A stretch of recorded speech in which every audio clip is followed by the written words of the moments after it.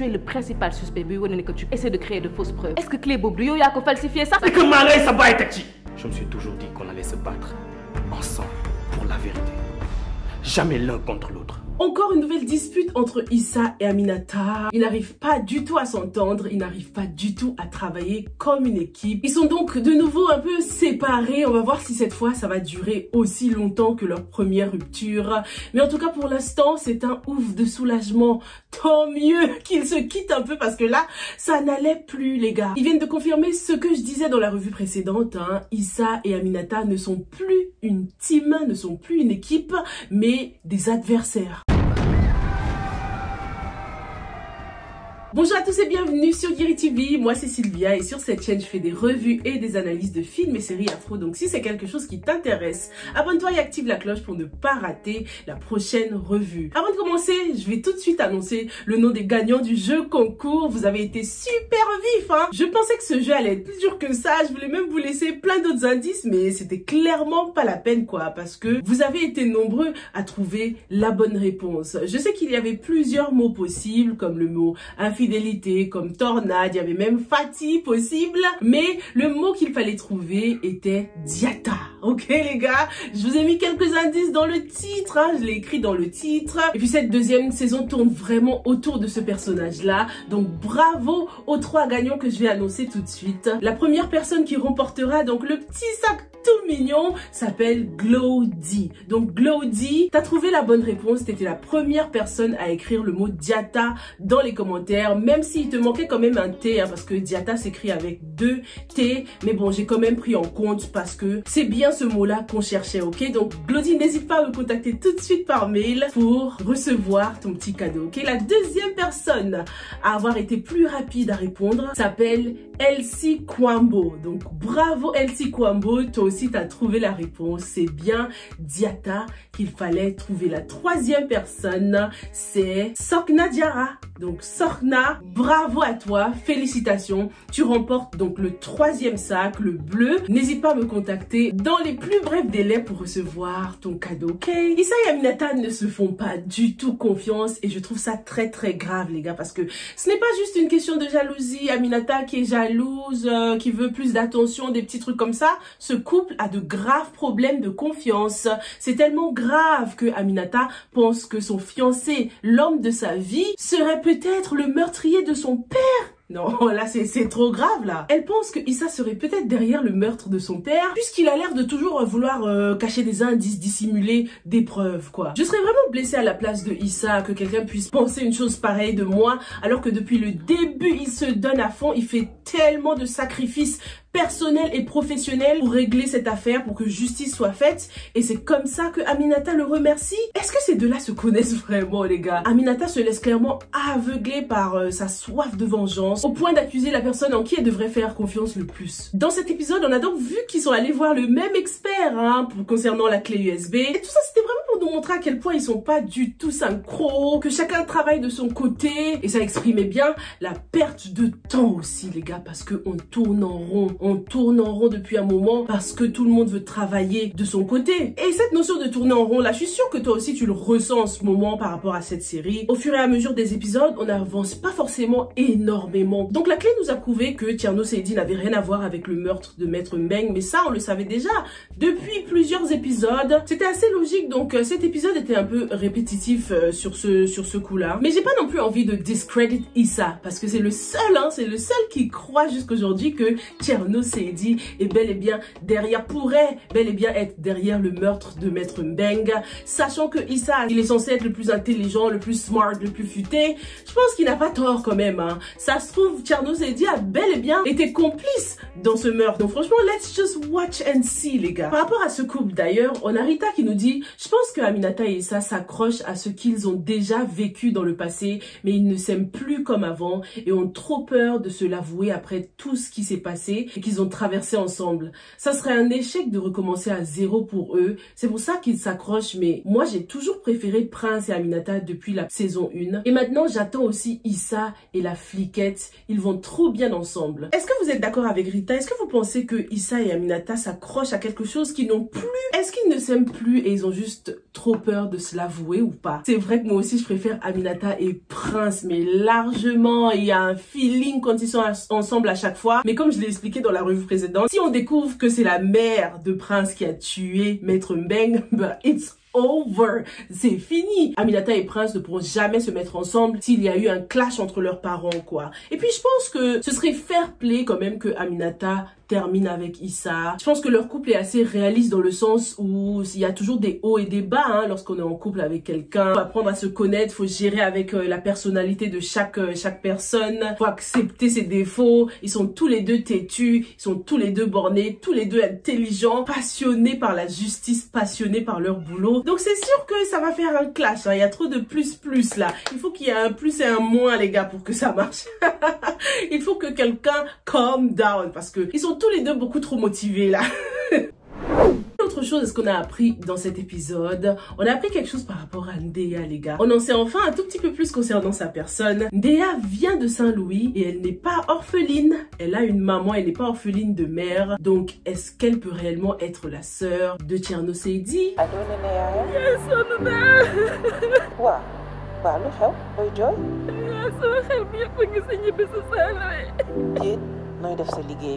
La mère de Thierno Seydi est décédée. Thierno est un orphelin, il a perdu ses deux parents. Pourtant, ce n'est pas le cas en ce qui concerne Ndéa. Bon, après, on verra. Ça se trouve, c'est une autre femme qui l'a élevée, une autre femme qu'elle considère comme sa mère. Et c'est pour ça qu'elle l'appelle maman. Mais en tout cas, le comportement de Ndéa était très intéressant. Hein. Lorsqu'elle repense à son histoire avec Issa, elle pense majoritairement aux bons souvenirs. Hein. Preuve que no matter what, même si elle s'est pris un râteau, même si elle s'est fait friendzoner, Ndéa est toujours amoureuse de Issa. Ça affecte même son travail, hein. Donc cette histoire pourrait bel et bien la ruiner. Et je sais pas si Issa s'en rend compte, hein. Il est toujours en mode, mais qu'est-ce que j'ai fait?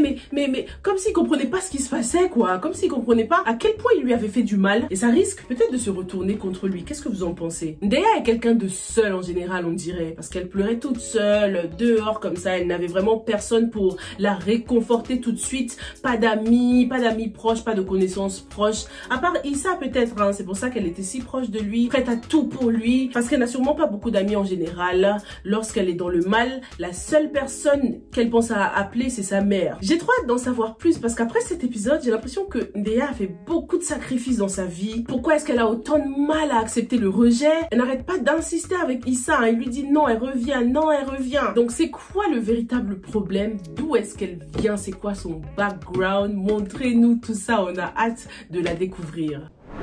Parlons maintenant de Jessica et Moussa, on dirait que ça va barder dans l'épisode suivant. Toi, crois-moi, tu ne resteras pas chez moi. Non mais franchement les gars, depuis le début de cette saison-là, depuis l'épisode 1 jusqu'à maintenant, Jessica pète toujours un câble à chaque épisode ou presque. Peut-être le jour de son mariage, elle était tranquille, je pense. Mais à part ça, du 1er au 31, là, Jessica est en colère. Elle a les nerfs à vif.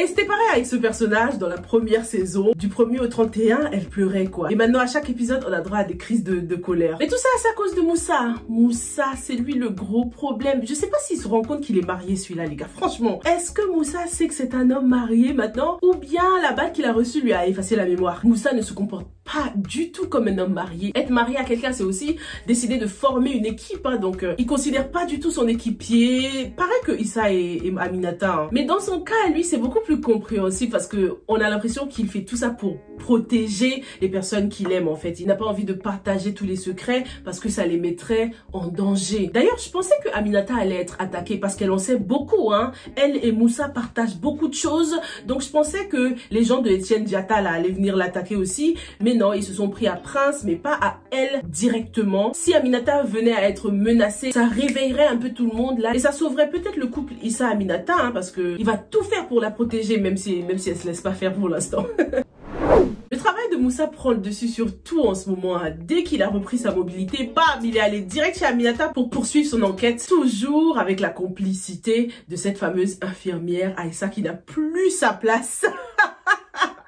Elle n'a plus sa place chez eux. Et même dans cette série, j'ai envie de dire. On a Chacha Win qui nous dit « Je ne digère pas cette infirmière. Peut-être que c'était son amour d'enfance dont Moussa ne se souvient plus. » Est-ce que vous pensez que Aïssa était l'amour d'enfance de Moussa et qu'il ne s'en souvient plus? Ce serait vachement possible parce qu'elle a l'air de venir du même milieu aussi, hein, d'un milieu modeste. Donc c'est une très bonne hypothèse. Elle l'avait oublié, genre, mais dès qu'elle l'a revu à la télé, elle s'est dit « Mais non, mais c'est Moussa, mon amoureux !» Et du coup, elle a tout fait pour se rapprocher de lui, pour faire partie de sa vie, quoi. Vous êtes plutôt d'accord avec moi concernant le fait que l'infirmière à domicile ne devrait pas dormir chez eux? Certains d'entre vous pensent même qu'elle va trop loin jusqu'à faire la cuisine pour eux. Mais pourquoi? C'est vrai que c'est pas du tout son rôle d'infirmière. Elle est pas censée faire la cuisine ni dormir là-bas. Donc il y a vraiment des limites à instaurer là. Des limites qu'elle ne se gêne pas du tout de franchir, Aïssa. J'espère que dans le prochain épisode, Jessica is gonna take action. Parce qu'à chaque fois, elle a des petits doutes, mais elle ne fait rien. Elle finit par passer à autre chose. J'espère que cette fois, ce sera la bonne. On verra bien comment Moussa va réagir. Hein. Je le vois bien dire, non, non, elle n'ira nulle part. Elle m'a beaucoup aidé quand toi, tu n'étais jamais là.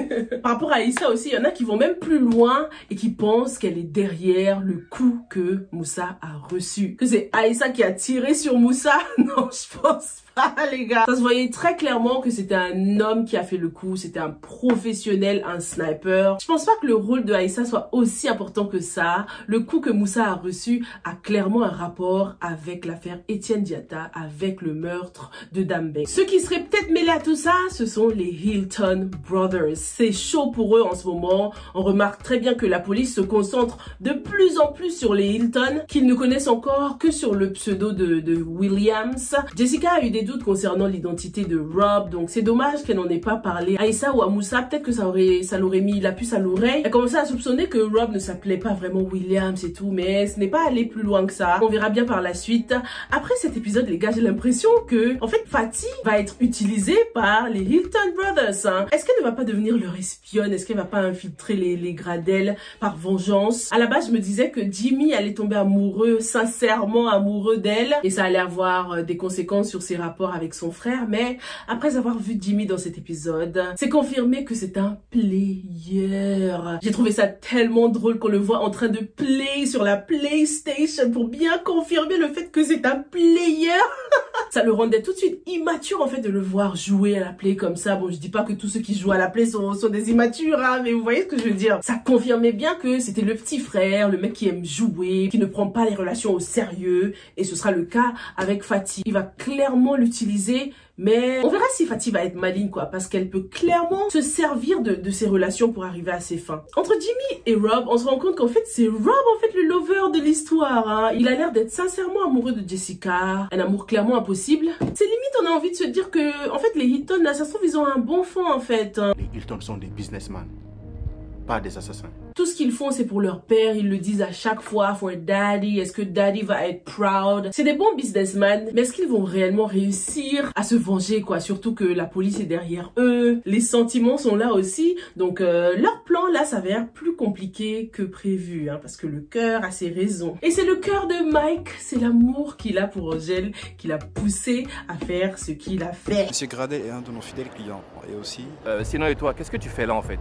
Bah... Oh my god, les gars, c'est bien ce que je craignais. C'est Mike qui est derrière l'offre d'emploi que Angèle a reçue. Oh là là, non, non. Il n'aurait pas dû faire ça. Il n'aurait pas dû faire ça parce que c'est mal connaître Angèle qui est une independent woman. Elle le crie sur tous les toits depuis le début, mais il n'a pas l'air de comprendre. Hein. Après, c'est un mal pour un bien parce que cette offre-là à Dakar va permettre à Angèle de comprendre qu'elle peut vivre aussi pour elle et pas toujours pour sa famille, pour s'occuper de sa famille. En plus, on a vu sa maman, elle a l'air d'être bien, elle n'a pas forcément besoin que Angèle soit à ses côtés 24 heures sur 24. Donc il faut qu'Angèle prenne son envol, il faut qu'elle se construise, hein, il faut qu'elle construise sa propre famille, loin de sa famille à elle. Elle peut toujours être là financièrement, subvenir aux besoins de sa famille financièrement, leur envoyer de l'argent de temps en temps, aller les voir bien sûr de temps en temps. Mais si ce boulot à Dakar lui plaît, pourquoi pas rester, quoi, pour être plus proche de Mike. On constate que lorsqu'elle a reçu l'appel, elle était hyper contente contente. Donc ça se voit qu'elle a envie. C'est le genre de boulot qu'elle aime, ça la correspond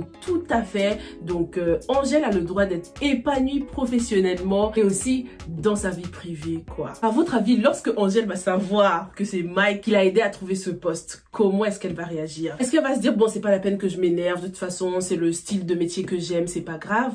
Ou est-ce qu'elle va beaucoup l'en vouloir de ne pas la respecter? Parce que c'est un peu un manque de respect quand même, hein. Comme si elle n'était pas capable de le faire toute seule, quoi. C'est son caractère à Angèle, c'est sa personnalité. Donc c'est sûr qu'elle va penser comme ça. En tout cas, ce n'est pas parce qu'elle est maintenant à Dakar que ça veut dire que elle et Mike vont reprendre hein, leur relation. Mais c'est déjà un bon début. Au moins, ils pourront se voir plus souvent. Mais qu'est-ce que vous en pensez? Si Angèle était restée où elle était là, est-ce que la relation n'aurait pas tout de même fonctionné? Il y a des relations à distance qui fonctionnent très bien. Qu'est-ce que vous en pensez? Est-ce que vous êtes pour ou contre les relations à distance? Dites-moi dans les commentaires. Parlez un peu là. Ceux qui feraient mieux de s'éloigner, c'est clairement Fatih et Paul Gradel. Hein. Le passage de Jess et Mélanie chez Paul n'a clairement rien changé parce que Paul et Fatih continuent à se voir. Il lui a même fait une petite crise de jalousie par rapport à quand il l'avait vu avec Jimmy. Mais il s'attendait à quoi en fait Paul en sortant avec une femme qu'il ne connaît même pas? Fatih ne la connaît pas, c'est l'amie de sa fille. C'est Jessica qui passe beaucoup plus de temps avec Fatih. D'ailleurs, je pensais que Jessica allait être beaucoup plus affectée que ça, hein, d'apprendre que sa meilleure amie sort avec son père. Quand même, c'est pas rien. J'ai l'impression qu'elle est vite fait passer à autre chose. C'est vrai que Fatih l'avait déjà trahi une première fois, mais elles étaient quand même de nouveau proches. Hein. Elle est venue à son mariage. Après son mariage, elle est venue chez elle pour lui donner des conseils de meilleure amie. Je sais que c'est pas le thème principal de la série, mais je trouve que cet aspect-là aurait pu être beaucoup plus approfondi. En tout cas, même si je n'apprécie pas Fatih, j'ai beaucoup aimé ce qu'elle a dit à Paul Gradel. Hein. Elle a dit qu'elle était raisonnable aussi, mais je pense pas qu'elle n'était pas raisonnable, Fatih, arrête.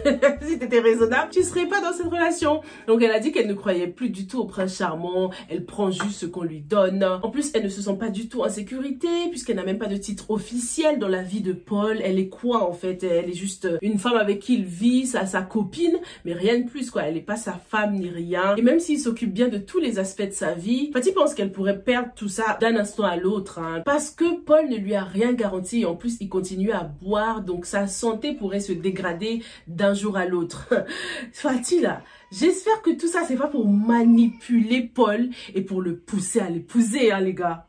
Parce que sa crise de jalousie là signifie qu'il tient à elle. Il a envie qu'elle fasse partie de sa vie. Et comme elle lui dit que ouais mais non je suis même pas ta femme et tout, hein, Paul risque de demander Fatih en mariage et pour se venger, Fatih risque d'accepter par stratégie. Qu'est-ce que vous en pensez? Oh my god. Le choc de ouf. Voilà ce que j'avais pour vous hein, concernant cet épisode. Hâte de vous donner mon point de vue concernant l'épisode suivant. Surtout, n'hésitez pas à me contacter, hein, les gagnants du jeu concours. Contactez-moi tout de suite pour recevoir vos petits cadeaux et on se retrouve sans faute dans la prochaine. Stay safe and stay blessed.